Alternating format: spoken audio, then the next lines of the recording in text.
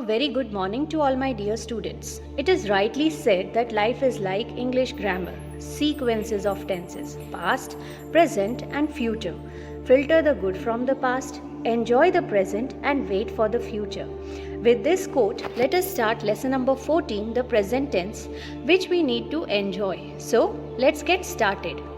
Happiness has to be about the present tense. Let's not recall it from the past, neither postpone it onto the future. Be happy now, just smile to know how. So, whenever we are talking about simple present tense, it is a verb tense used to talk about conditions or actions happening right now or habitual actions and occurrences. Whenever we talk about the simple present tense, anything that is happening today is in the simple present tense. When we talk about plural subjects in positive sentences or affirmative sentences, we are going to see the rules of present tense. With I, we, you, they and all plural subjects, we use the original form or the root form of verb in positive sentences. Let us see some examples. When I say I speak softly, we love cookies. You look fine. They teach all subjects. Boys read the magazine. Here, the plural subjects are I, we, you, they and boys. The root form or the original form of verbs used in the sentences are speak, love, look, teach and read. So all these are in the simple present tense. All the sentences are in simple present tense and the root form of verb has been used. We are not adding anything to the verb. When we have singular subjects in positive sentences, with he, she, it and all singular subjects, we use the original form or the root form of the verb plus we add an s or es whenever we are converting it, whenever we have a positive sentence. Let us look into some examples. He reads fluently. She dances gracefully. It seems frightening.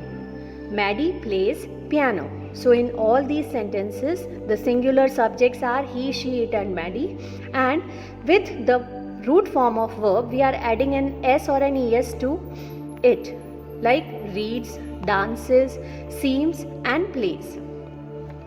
When we have plural subjects and we are having a negative sentence, what do we do? With I, we, you and they and all plural subjects, we use do not plus the original form or the root form of verb. Whenever we have a negative sentence, let us look into some examples. I do not speak softly.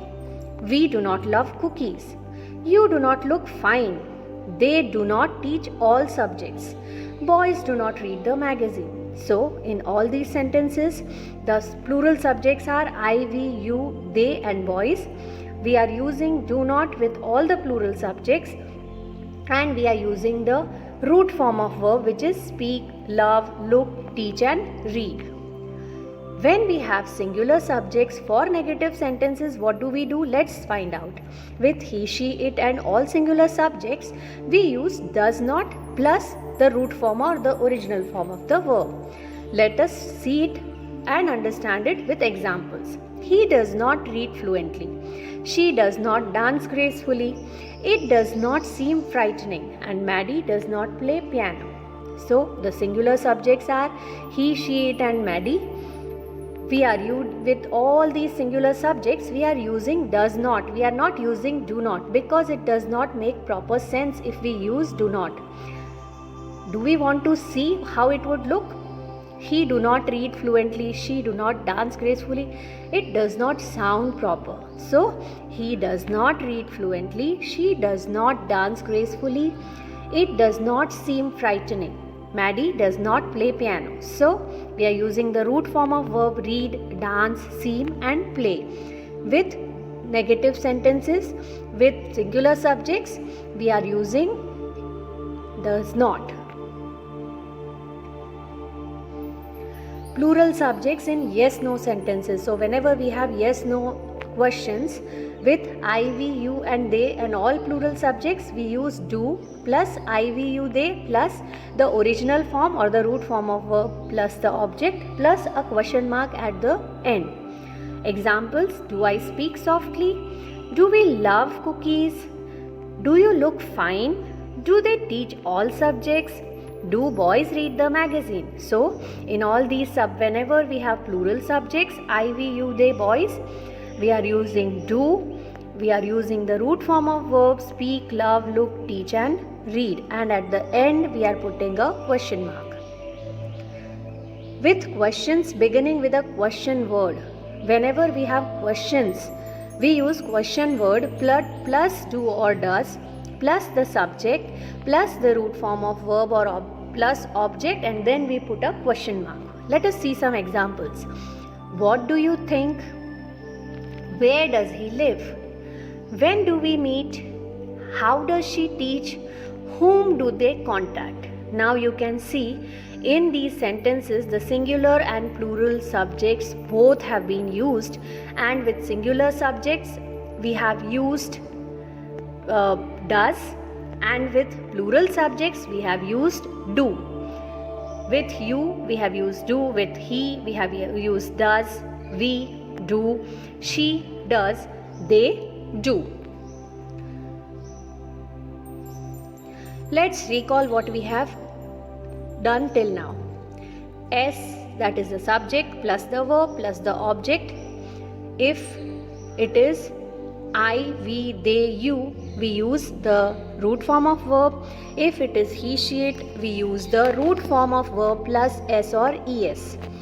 When the sentence is negative, we use with I, we, they and you, we use do, and with the singular subjects we are using does not. Do or does plus s subject plus verb plus the object. So you can go through it. Do plus you, we, they will plus the root form of verb. Then at the end you put a question mark after the object. Does plus he, she, it plus the root form of verb plus the object, and then at the end you put a question mark. Uses of simple present tense.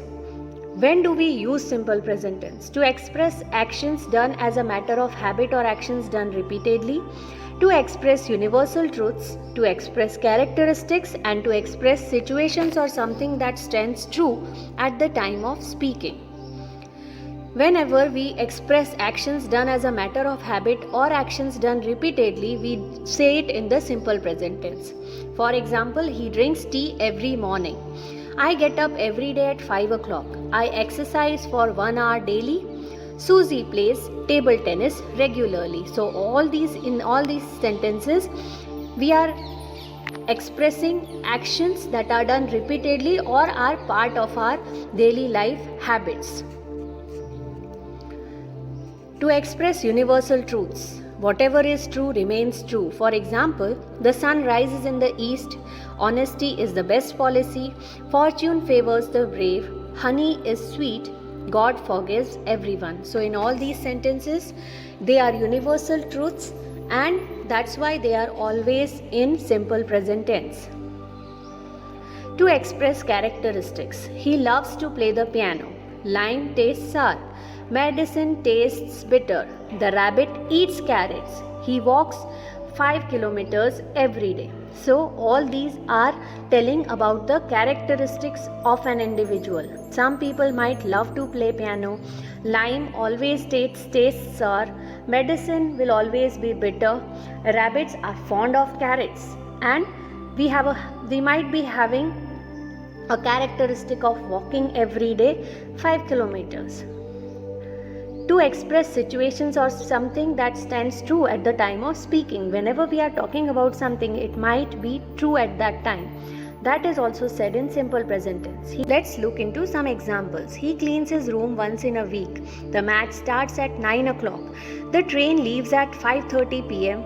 Semester exams start in October. So all these things have been pre-decided, but they have a specific time on which they will be starting. So they will be in simple present tense. So for repeated or regular actions, we use it in simple present tense. For facts or generalizations, for future facts or actions set by a timetable, and to express state, feelings, possession, or things that happen inside our hearts. For all these things, we use the sentences in simple present tense. So, with this, we come to the end of our session. Your dreams become realities as soon as you start making them come true in present tense. Thoroughly go through the video and understand the rules and uses of simple present tense. Practice by using words in simple present tenses by making them sentences into sentences. Stay safe and blessed. Thank you.